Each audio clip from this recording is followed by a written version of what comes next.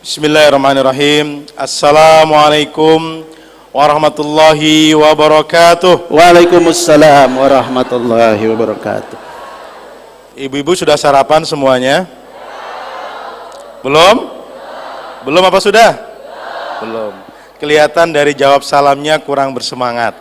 Ya. Yang jawab salam saya dengan semangat, saya doakan semoga Allah senantiasa berikan kesehatan, kekuatan, kemudahan dalam hidup, serta keberkahan dari Allah Subhanahu wa Ta'ala. Yang menjawab salam saya dengan semangat, saya doakan mudah-mudahan hutang-hutangnya dilunaskan oleh Allah Subhanahu wa Ta'ala. Nah, kalau yang ini paling kenceng, berarti sebagian besar punya hutang ya. Baik. Assalamualaikum warahmatullahi wabarakatuh.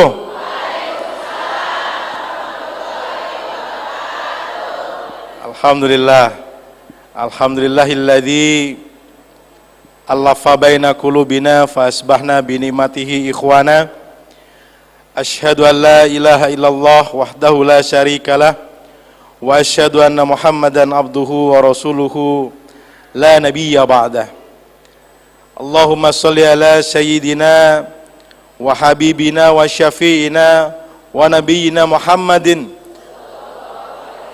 wa ala alihi wa sahbihi wa sallam ajmain. Qala Allah Ta'ala fi kitabil karim, a'udzu billahi minasy syaithanir rajim. Kaifa takfuruna billahi wa kuntum amwatan fa ahyaakum thumma yumitukum thumma yuhyikum thumma ilaihi turja'un.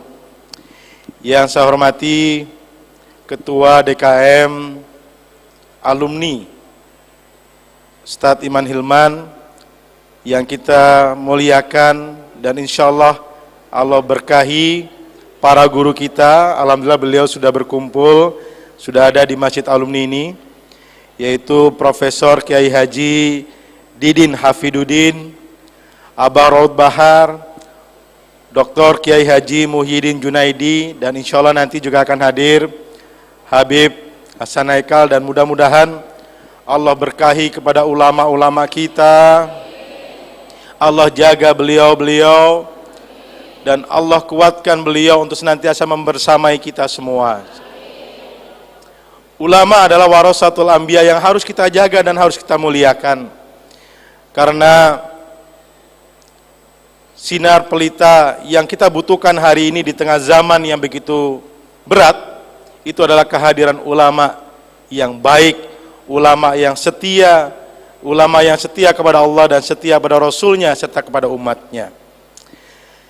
Bapak Ibu sekalian, sebuah kebahagiaan bahwa di awal tahun Masehi kita bisa mengawalinya dengan kebaikan. Kumpul di sini insya Allah kebaikan ibu-ibu semuanya. Kumpul di sini di tahun pertama atau hari pertama tahun 2022, insya Allah kebaikan bapak-bapak semuanya. Saya menyampaikan rasa syukur ketika masih banyak warga di kota Bogor dan juga Kabupaten Bogor yang senantiasa terus menerus untuk tholabul ilmi, berkumpul dalam majelis-majelis kebaikan, dan senantiasa mendoakan ulama dan umat kita untuk Allah terus berikan kebaikan. Dan dengan demikian maka insya Allah kita akan tetap optimis bahwa kota yang kita cintai ini mudah-mudahan akan Allah berkahi. Namun ada syaratnya. Ketika kemudian Allah turunkan keberkahan dari langit dan bumi, dalam surat Al-A'raf ayat 96, caranya adalah sebagian besar dari masyarakat haruslah orang-orang yang bertakwa dan beriman kepada Allah Subhanahu wa Ta'ala. Maka satu hal yang mohon maaf tadi, para asatidz, para kiai yang pasti ilmunya lebih banyak daripada saya mohon izin tadi menyitir surat Al-Baqarah ayat 27 yang mengingatkan kita semua bahwa hakikat kehidupan seorang manusia itu adalah dari yang tadinya tidak ada, Allah hidupkan. Dari yang tadinya hidup seperti sekarang, Allah matikan. dan insya Allah nanti Allah hidupkan kembali, dan hanya kepada Allah lah tempat kita kembali. Kaifa takfuruna billahi wa kuntum amwatam fa ahyakum. Bagaimana kalian bisa ingkar pada Allah, tadinya kalian mati, fa ahyakum, Allah hidupkan. Dulu nggak ada Kang Atang, dulu nggak ada Kang Iman Hilman. Aduh, jadi mohon maaf ya Kiai. Allah hidupkan. Dan hari ini kita perlu mempertanggungjawabkan hidup kita, bahwa yang menjadikan sisi kita bernilai di hadapan Allah bukanlah kekuasaan, bukanlah kekayaan, bukanlah kecerdasan, bukanlah harta yang melimpah, tapi yang menjadikan sisi kita mulia di hadapan Allah adalah sejauh mana ketakwaan kita kepada Allah Subhanahu wa taala. Semoga dalam momentum yang baik ini kita senantiasa dikumpulkan untuk bersama-sama mencari ilmu dan menerapkan ilmu, berinteraksi dengan Al-Quran, dan bagaimana mencintai Al-Quran. Mudah-mudahan kita menjadi orang-orang yang bertakwa.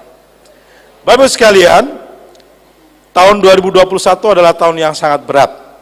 Di bulan Juli, Agustus kita dihadapkan pada pandemi. Rata-rata kalau di kota Bogor itu 800 sampai 900 orang yang positif COVID-19. Sehari atau dalam seminggu ada 8.500 sampai 9.000 warga yang sakit, dan sebagian besar rumah sakit tidak bisa menampungnya. Ada 20 sampai 25 orang yang meninggal tiap harinya. Dan ada yang meninggal di rumah dalam kondisi isolasi mandiri. Semuanya tentu ada maksud dari Allah untuk kemudian menguji kita bahwa sebenarnya kematian bisa datang kapan saja, dan ini harus menjadikan kita terus menyiapkan diri untuk kemudian mudah-mudahan kita diwafatkan sebagaimana para salafus saleh, orang-orang yang soleh, yang meninggal dalam hari yang baik, yang meninggal dalam keadaan yang baik, yang meninggal dalam kondisi beribadah kepada Allah Subhanahu wa taala. Hari ini alhamdulillah COVID-nya sudah melandai ibu-ibu semua. Di sini tidak ada yang kena COVID kan? Alhamdulillah. Kalaupun kena nggak terdeteksi, alhamdulillah berarti sehat, ya. Jadi tercatat di Satgas COVID-19 Kota Bogor yang positif hari ini ada 8 orang yang dirawat di rumah sakit. Kalau seandainya Allah berikan kesembuhan 8 orang itu, berarti kita alhamdulillah terbebas dari COVID-19.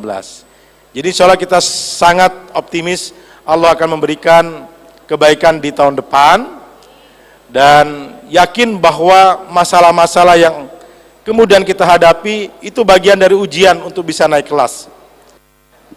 Laqad khalaqnal insana fi kabad, bahwa Allah menciptakan manusia itu dalam kesusahan. Jadi masing-masing kita punya masalah. Jangan dianggap Kang Atang ketua DPRD nggak punya masalah. Mungkin dilihatnya enak, tiap hari makan disiapkan, itu masalah buat saya, Bu. Saya kemarin di akhir tahun tanggal 31 Desember dari jam 9.30 rapat sampai dengan jam 8 malam. Sama istri sudah dipesankan, ayah ingat jam makannya ya, insya Allah siap. Nih. Tapi Bu, jam 9.30 duduk, datang snack. Jam 11 ketika makan siang, datang makan siang. Selesai makan siang, jam 1 mulai lagi rapat setelah sholat, datang lagi snack. Ditanya lagi, Pak, kopi? Siap, kopi. Tanya lagi, Pak, teh?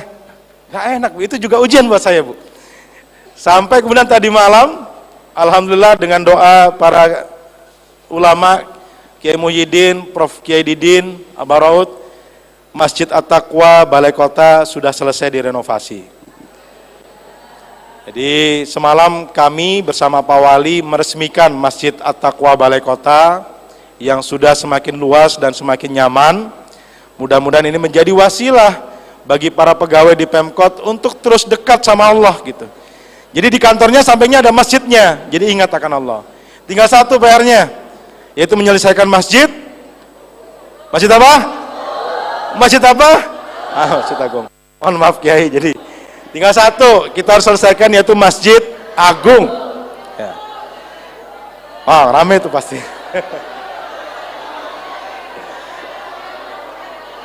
Belum selesai ya? Ini mau saya jelaskan.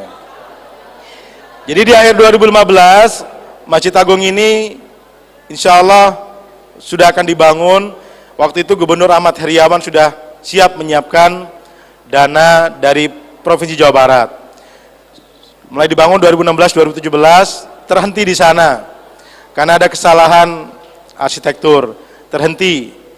Nah, saya baru masuk di tahun 2019 di bulan Agustus sebagai anggota DPRD Kota Bogor.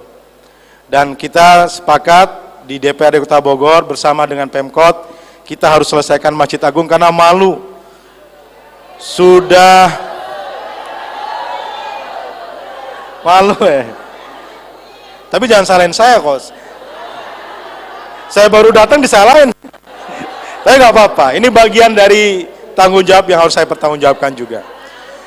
Jadi pertama kali saya dilantik di Agustus 2019, kita langsung bicara dengan Pemkot untuk bagaimana menyelesaikan Masjid Agung yang belum selesai dari akhir 2015 atau 2016. Jadi udah 3 tahun tuh, padahal sudah dibangun melalui anggaran pemerintah. Masyarakat saja membangun masjid tanpa harus anggaran pemerintah jadi ya. Nah, di 2019, waktu itu saya lihat di anggaran 2020 tidak ada anggaran untuk pembangunan Masjid Agung, padahal anggaran itu diperlukan untuk penyelesaian. Alhamdulillah binimatillah, sebagai ketua DPRD punya kewenangan untuk bisa menyetokkan anggaran. Jadi saya bilang, saya nggak akan tanda tangan anggaran kalau tidak ada anggaran pembangunan Masjid Agung. Dan alhamdulillah sudah dianggarkan, kemarin dibangun tapi belum selesai. Nah, insya Allah tahun 2022 ini kita anggarkan lagi 27,6 miliar dan insya Allah mudah-mudahan selesai. Mohon doanya. Jadi sebagai penutup, saya berharap bahwa Kota Bogor ini punya sejarah yang panjang. Kota Bogor haruslah menjadi kota yang bisa menjadi kota yang beriman kepada Allah Subhanahu wa taala. Cinta kita kepada Allah, cinta kita pada Rasulullah, cinta kita pada ulama mudah-mudahan menjadikan kota ini diberkahi oleh Allah Subhanahu wa taala. Untuk itu mudah-mudahan kajian Sabtu pagi di Masjid Alumni yang ditandai perdana ini bisa berlangsung secara rutin ke depannya sehingga terdengar lantunan ayat Al-Qur'an, terlantunkan ayat Al-Quran, dan mudah-mudahan ayat-ayat ini kemudian menggemakan suaranya di seluruh Kota Bogor yang kita cintai. Mohon doanya mudah-mudahan pemimpinnya amanah, istiqomah, dan cinta pada ulamanya. Saya kira demikian yang bisa saya sampaikan. Apresiasi untuk DKM Masjid Alumni, juga kepada panitia yang melaksanakan kajian Sabtu pagi, dan mudah-mudahan para ulama kita senantiasa Allah lindungi dan Allah berikan kesehatan dan keberkahan. Demikian yang bisa disampaikan. Billahi taufiq wal hidayah. Wassalamualaikum warahmatullahi wabarakatuh. Waalaikumsalam warahmatullahi wabarakatuh.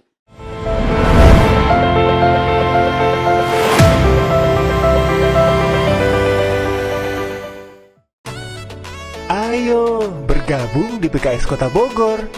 Caranya gampang banget. Kamu tinggal isi data diri kamu melalui link berikut.